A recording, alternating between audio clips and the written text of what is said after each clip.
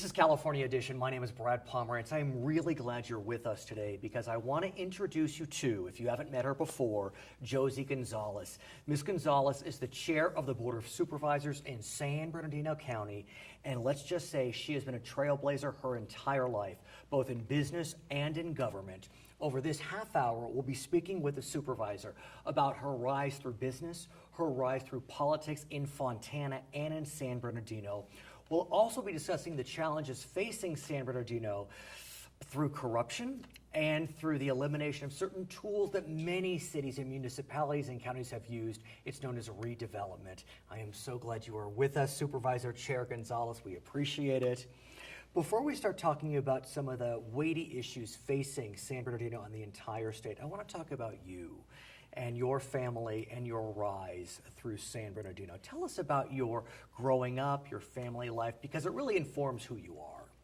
Well, thank you very much for having me on board and this opportunity to share some of the things that make the pivotal difference in the decision-making process, and that's who we were before we came into office and how we succinctly process situations that ultimately end up deciding on how we decide on votes. With that said, I am an only child. Do not know who my biological mother is. Lost that interest to look for her, yikes, at about 21 years old. My father raised me. He married a woman by the name of Cleo Tucker, and she is my mother. She was 25 years my father's senior. They entered into a contractual marriage. They had nothing, and they started out together with a pact that she would work, she would be a wife, she would be a mother to me, and that in turn, when it came for her to be a senior, that he would not put her in a home, he would take care of her, and that there would be an equal economic sharing in any of the gains that they acquired together. Did they have, if I may ask, a romantic relationship? I believe that over a 40-year marriage, they did acquire that love, that liking each other, and in the end, I was present when my mother passed. There was this great love and attachment and friendship. And your father really set quite an example for you. I know that he started a dry cleaning business in Colton. Quite revolutionary if you think about it. I mean, dry cleaning was a new business back in the 60s. But because it was so new, that led to health challenges for him. Absolutely. My father was born at 698 Walnut Street in South Colton. I love that you know that. And I still own the property today. And that's where I grew up.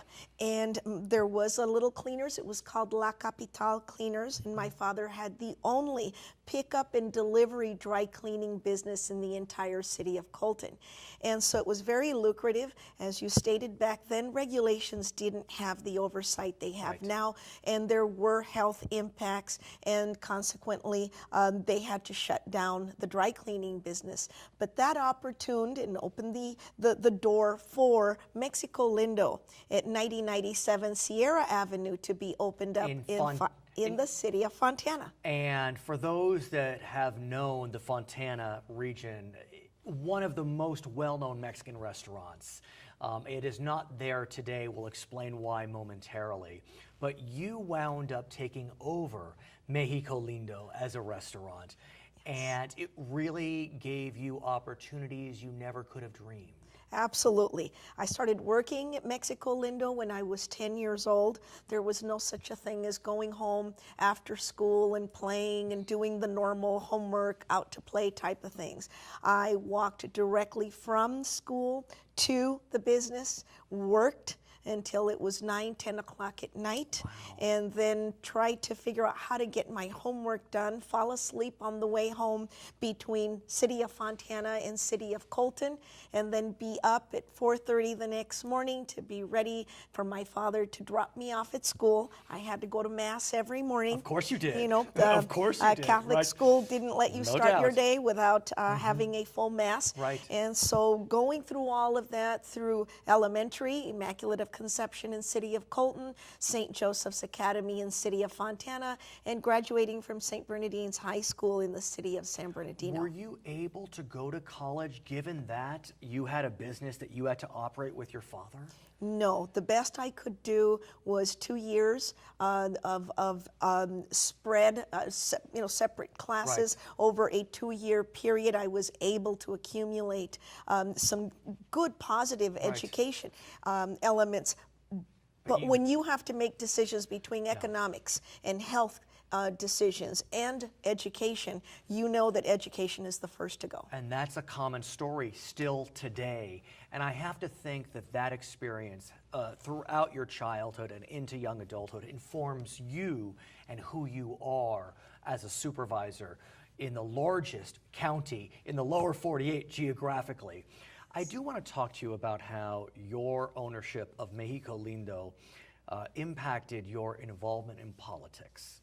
You told me a story that personally made my blood boil, and I want you to explain it to us about how you ultimately applied or were asked to apply for a position on the Fontana Planning Commission and the reaction you initially received. I was quite surprised when I received an invitation to apply for a vacancy on the City of Fontana Planning Commission. And I thought, no, that's not my forte. I'm a business person. I'm very busy, and that's not something that I would be interested in. 2 or 3 months later, the same individuals came back and said, Josie, we think that there's an opportunity here. We like the way you do business and so on and so forth. Please apply. So I went ahead and I applied, and consequently there was a scheduled appointment to go in for an interview. I was interviewed, obviously very nervous, thinking this will be over very quickly. Yes. What's the correlation between what I do and a planning commissioner? And so I went through all of that, went into the appointment, the interview, and at the end of the interview, we all stood and shook hands, and I thanked them for the time they'd given me in the interview. And I said, if you find merit in what I do, appreciate support. If not, it's been a pleasure. And I was told quite abruptly that I was not planning commissioner material, that taco makers were in fact not planning commissioner material. Can I tell you, as you were getting to the quote punchline, my heart started to beat, because that statement, the fact that statement was made, and this was in the 90s, and what was remarkable is that someone still made that statement, and ironically, you left, you let it go, but then you received a call, 6 months later? Yep, I received a phone call several months later from the then city manager, and said, your name has come up once again. It seems that the votes are there to be able to put you on the agenda for approval to fill that vacancy. And I was quite surprised. I did attend the meeting on which the item was approved, and I don't think there was anyone more surprised than I was. No doubt. You had not told anyone, maybe your family, about that statement. Never told anyone. When we come back, Supervisor, I want to speak with you about how that led to your election to the Fontana City Council and then an upset victory in a supervisorial race in San Bernardino County in 2004. We are speaking with Josie Gonzales. She is currently the chair of the Board of Supervisors in San Bernardino County. We'll be right back. Who is the largest employer in San Bernardino County? Arrowhead Medical Center, County of San Bernardino, Stater Brothers, or U.S. Marine Corps 29 Palms?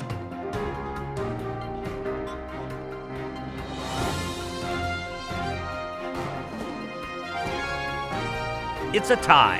Arrowhead Regional Medical Center and Stater Brothers each employ 18,000 individuals.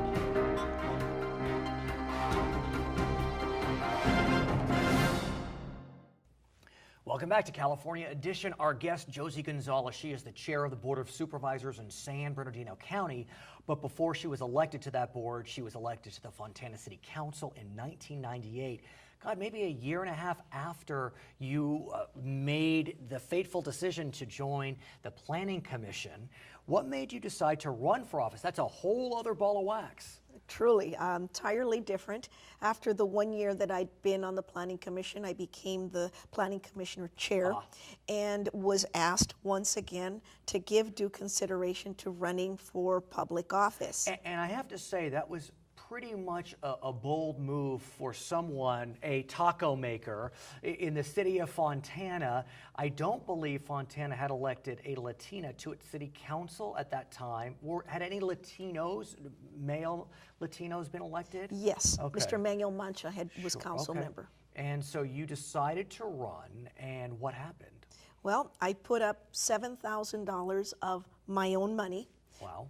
Knowing or having at least that perspective on politics and how things can go sideways. I refuse to be owned by anyone, so I put the money up, did a bit of a very small campaign, used the restaurant as a central force, and the community At least responded. your volunteers were well fed. Yes. At least they Yes. were well fed as they're walking precincts. I will tell you that it was an amazing thing to see. Right. The residents come to the restaurant to pick up yard signs, to pick up In literature. Fontana, do you run by district or is it citywide? It's at large. It's at large. And so Yes. you had to convince a The whole entire- swath of the community. Was it 3 candidates would win?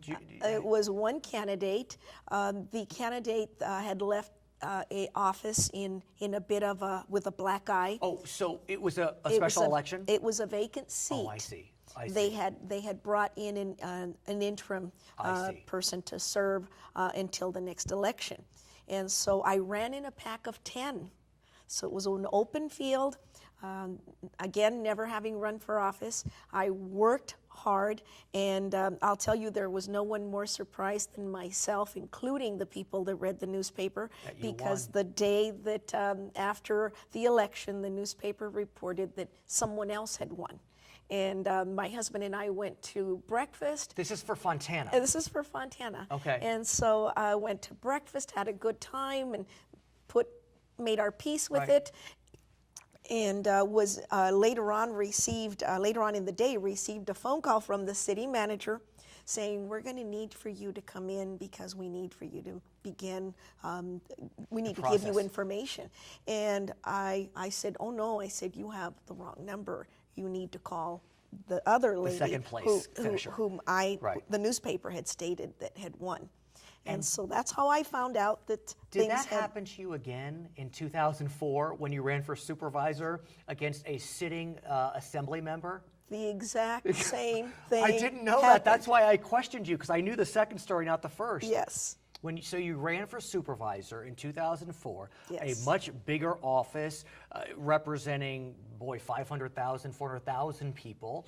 And the favorite, the runaway favorite was the sitting assembly member. His name was? John Longville. Well, John Longville. And I believe the paper reported That Assembly Member John Longville had in fact been elected and was the new 5th District County Supervisor. not so much. Not so much. And for that campaign, again, being leery of politics, I put up $365,000 of my own money for the campaign.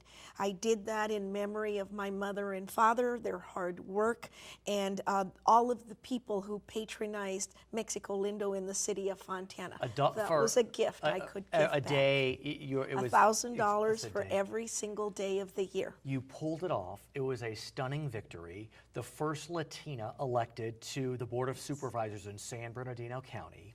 Suffice it to say, though, your county has faced some real challenges as it relates to corruption. I just have to say it.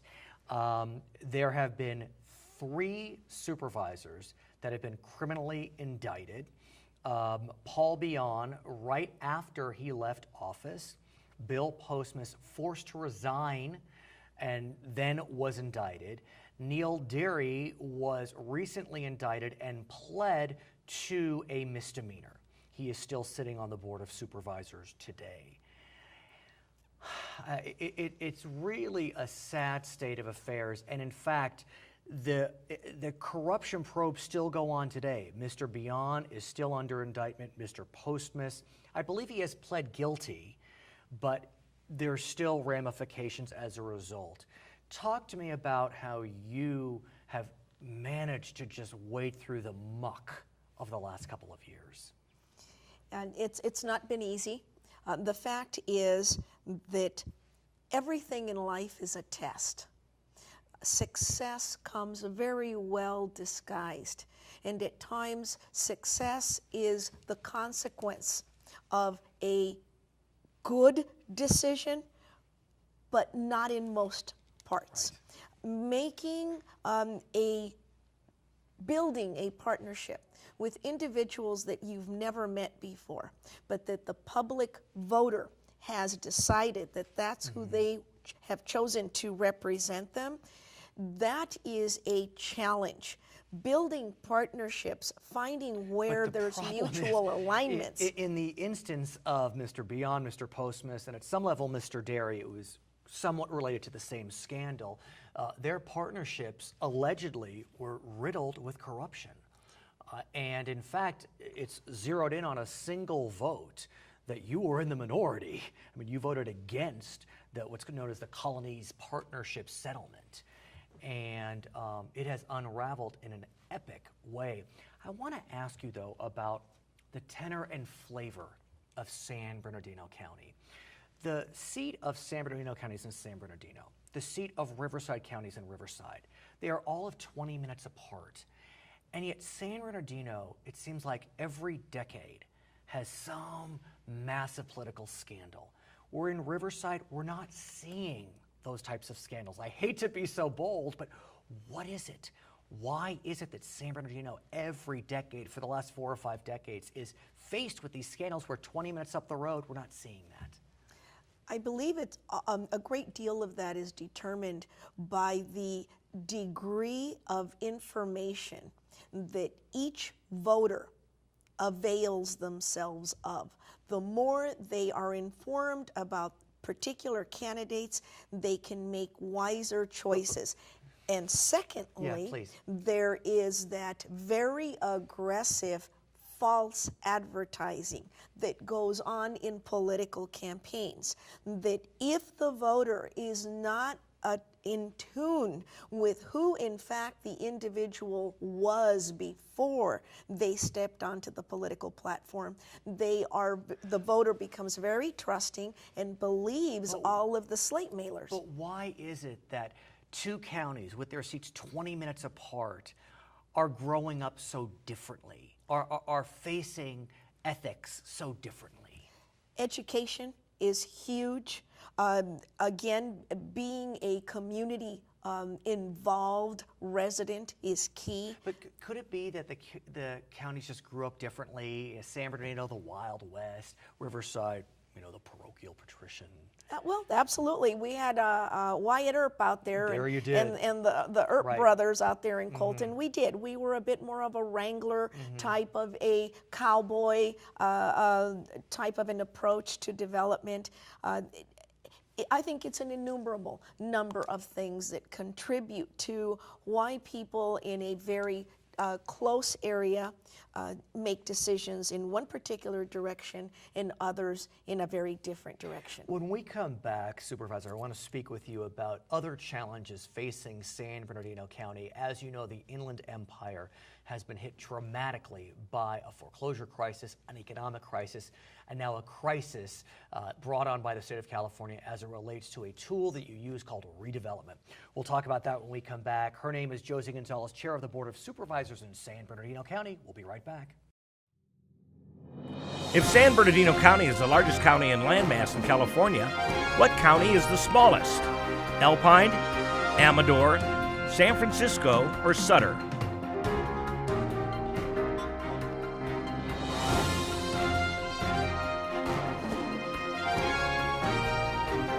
San Francisco County comprises 47 square miles, making it the smallest county in California.